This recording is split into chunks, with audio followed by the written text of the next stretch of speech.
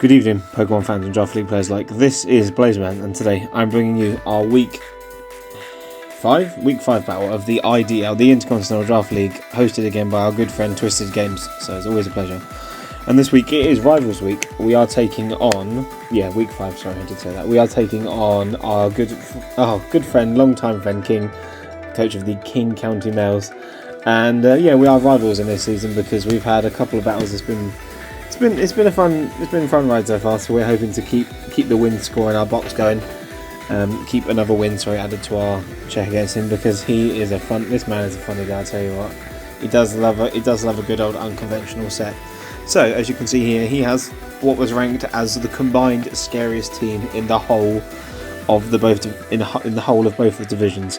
He has got Infernape, which is an amazing low tier mon. It probably shouldn't be allowed, but again we've allowed it this season just to try. Tera Gyarados, which is one of the best Tera captains in the whole tiering list. Klefki, which is amazing, spikes, T-Wave, reflect support, reflect and light screens, gets foul play, gets magnet rush. So a lot of prominent sets. And you've got a Sarina, which is a great spinner, gets pivoting as well, gets knockoff because of Assault Vest mon. Kilowattrel, which is a great mon. It can get Tailwind, it gets competitive and Volt Absorb, two great abilities. It can just run specs because there's not a lot of switching in low tier to electric and ground type moves. Flying electric moves. That's right, if I can get it right in a minute.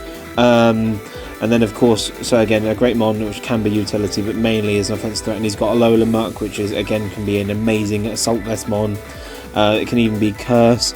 It can be like a phase-in set, so it's a great mon. Again, Rhyperior, which he's shown to be using in more of an Assault Vest capability so far, but again it's an amazing mon. Can be a Fizz Def check, can be a Spadef mon, can run Assault Vest, can even be Rock Polish and Weakness Policy. So again, a threat that does not need to be underestimated.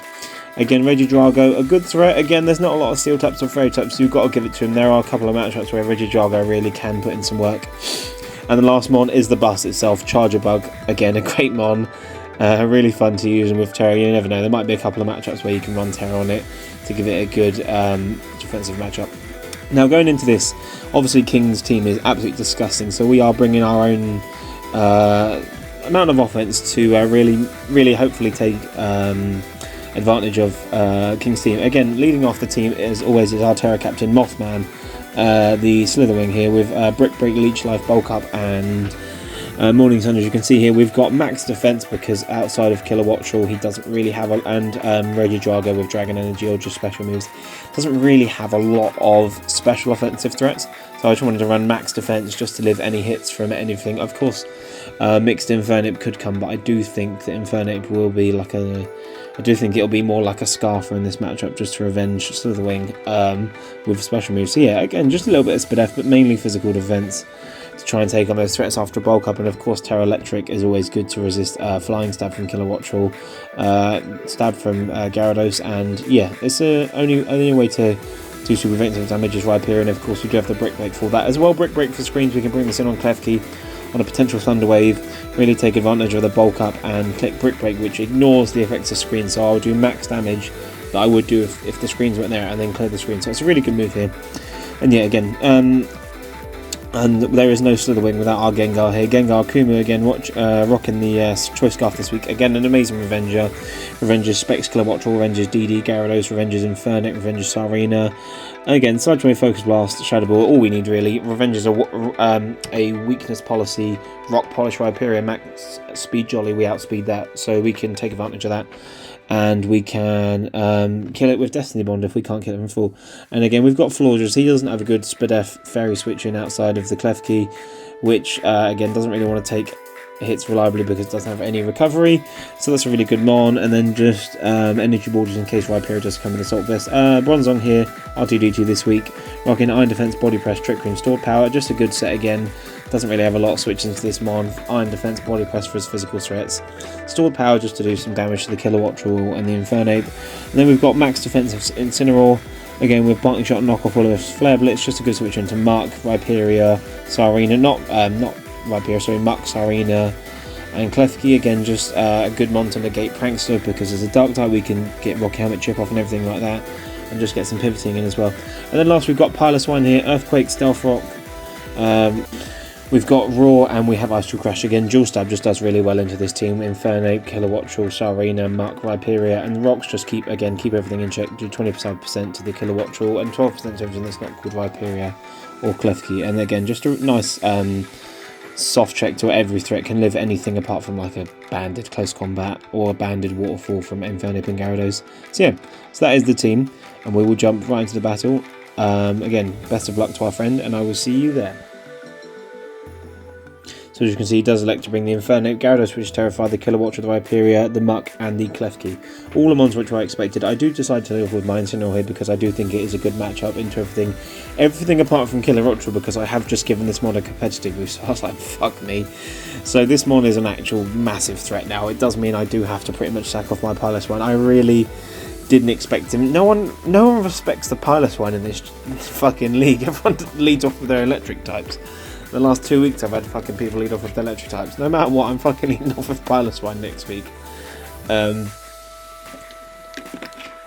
No, to be fair to King, it does. You can just U-turn out on Piloswine, then you can just set up with something like Gyarados in its face. So yeah, I do decide to go into Piloswine here. Now, as you are going to see, this Specs Air Slash does a shit ton of damage. So my only hope is that he misses an Air Slash. Of course, Piloswine getting rocks up would be nice, but Piloswine was just here for the Kilowattrel. So if this goes down, it's not the end of the world, because I know Florges can live a +2 hit, and I can kill it in return with a Specs Moonblast.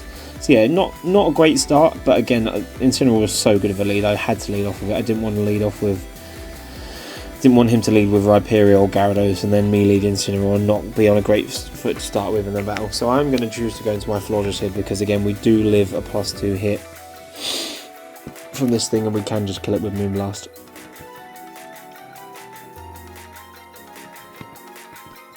And again, it doesn't have the best fairy type switchings as it is, to be honest with you, so we can always just... Thankfully we do live an Air Slash and we don't get flinch, so we can just kill this thing again. That was a massive threat, so very well played to King for leading off of that. I was shitting my pants thinking that was going to sweep me, to be honest with you. So as we do see here, King does elect to bring in his Alola Muck here, which is just an amazing pivot into the Florges. It can really just take advantage of Florges here, but thankfully we do have our Incineroar, which is kind of semi-made to check this Muck, because we can just click Will-O-Wisp and knock off if he is an Assault Fist variant and practically shut it down. But we, as you are going to see, King does elect to go for the Curse here with his Muck. Again, a pretty prominent threat. Can definitely take on Slitherwing, Bully, Gengar and stuff like Incineroar if I wasn't this specific set.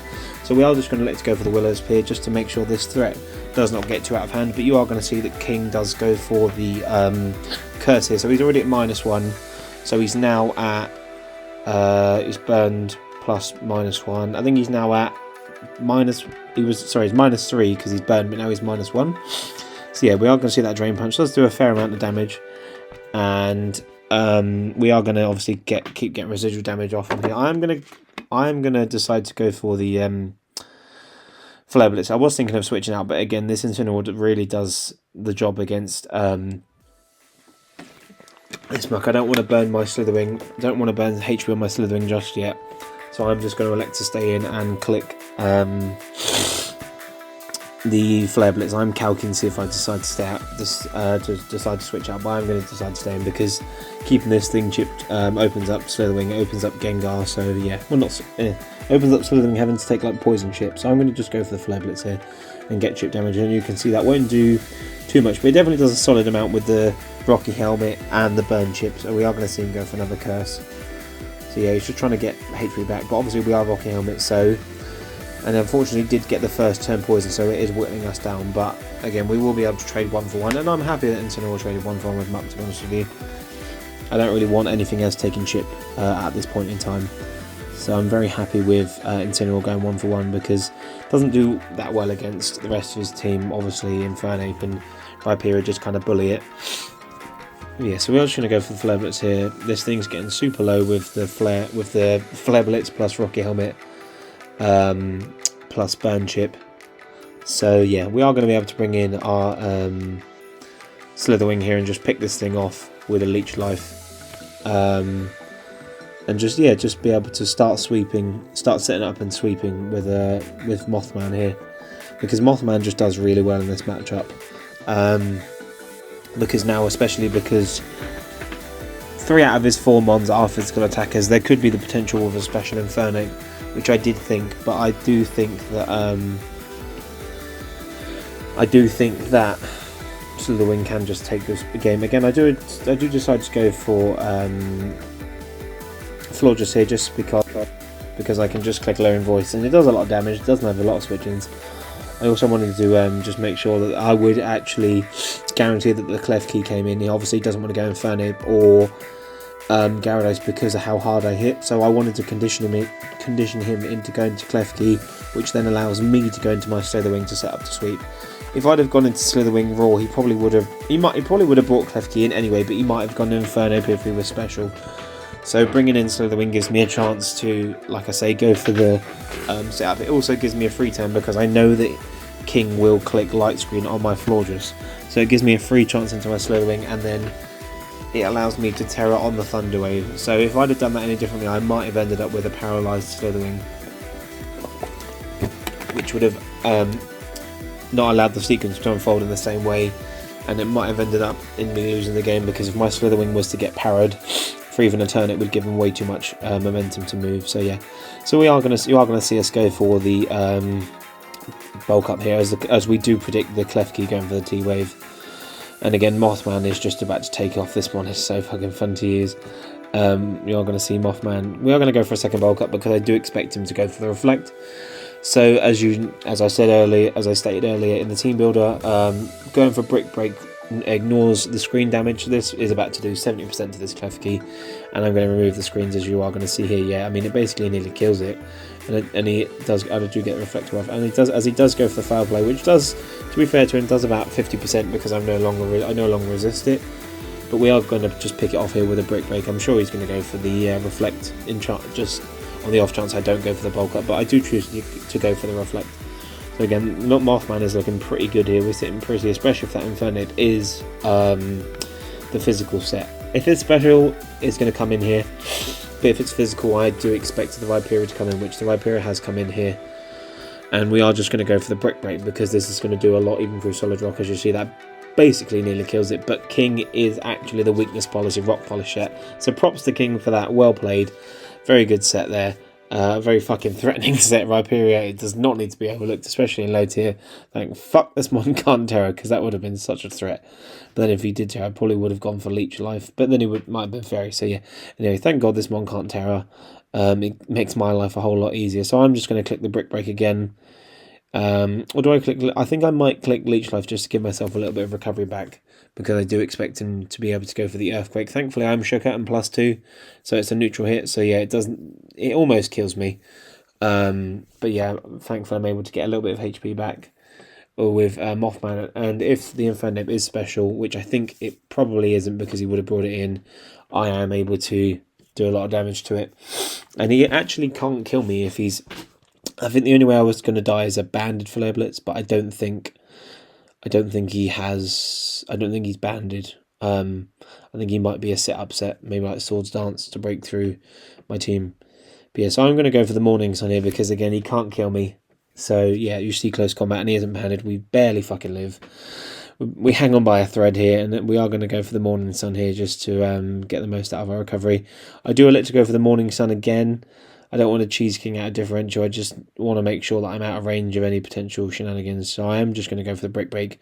I don't want to get ahead of myself because a +2 Brick Break into -2 defense Infernape will of course kill it. So I don't want to get any. I don't want to play around with crits or anything, and then have my Infernape lose because Gengar and obviously Bronzong don't handle Infernape the best. So we do see the King of the Sea here. The threat is Tera Gyarados come in here. I'm going to Brick Break because I do expect him to Tera Fire because Leech Life does fuck all. But I will go for the Leech Life just to be sure because I think he might just stay in his normal form. I don't think he might Tera straight away. But yes, we are going to go for the Leech Life here and pick off this Mon because it should do a fair amount to him, to be honest. So you are going to see King does go for the DD here. and we are going to go for Leech Life, and we're going to do a fair amount to him, doing it straight on 50%. Now, we do live anything here, +1. We do live it very comfortably, so I'm going to go for the Brick Break, and we will win this game 4-0. So yeah, it was Slitherwing was just able to pop off, or will we? Because we get Waterfall flinched, which is so shit. So unfortunately, we are going to lose. We are going to lose Slitherwing here. Slitherwing being denied of 4 kills. You hate to see it, but we are going to lose to the Waterfall here. But luckily, our Gengar will be able to revenge it, and we will be able to win this battle 3-0. So yeah, GG's to King. Amazing game. Really close, because even though it wasn't as close as it seems, that could have definitely easily gotten out of hand. But yeah, so this has been BlazeMan signing off with a week 5 win. I'll see you in week 6. Peace and love as always. Bye.